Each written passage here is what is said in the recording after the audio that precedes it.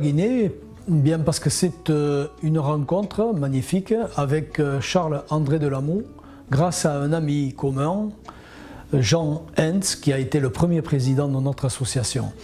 Donc cette rencontre a été déterminante puisque ce jeune homme, Charles-André, était convaincu qu'il souhaitait s'investir pour son pays et les enfants de son pays afin qu'ils donnent un sens à leur vie par l'éducation, par le sport et la santé. Et évidemment, j'ai été convaincu immédiatement et j'ai amené avec moi pas mal de personnes dans ce projet, et en France et en Guinée.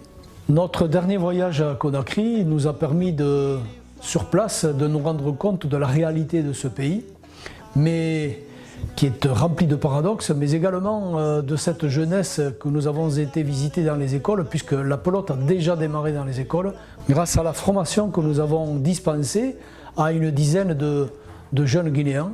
Et donc toutes les semaines dans les écoles, dans 4 écoles de Conakry, et tous les samedis matins, des cours sont dispensés sur un petit fronton aménagé dans la cour d'une école. C'est un début, mais un début très encourageant, puisqu'il faut voir comment se débrouillent ces enfants, garçons et filles. C'est pour ça que ce projet a été retenu aussi à Conakry, suite à la signature d'une convention avec 3 ministres, le ministre de la Jeunesse, des Sports et de l'Éducation. Donc depuis 2014 que la Fédération guinéenne de pelote basque a été créée, et 2015 l'association Avenir Jeunesse Guinée qui lui vient en aide à la fois sur le plan de la communication et des ressources financières, nous avons mis en place quelques événements dont certains ont eu une résonance nationale.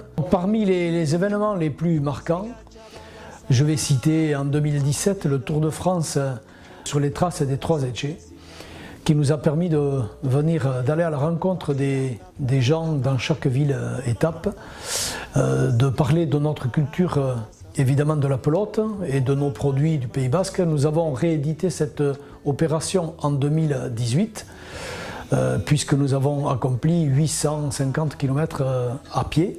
Donc nous comptons beaucoup sur votre sensibilité, sur votre mobilisation, parce que nous avons besoin de vous. On ne pourra rien sans votre aide. Nous ne manquerons pas de vous tenir au courant, bien entendu, de l'évolution de nos initiatives, de l'évolution sur le plan financier et bien entendu de tout ce qui va se passer dans les prochaines semaines et les prochains mois à Conakry. En tout cas, merci d'avance.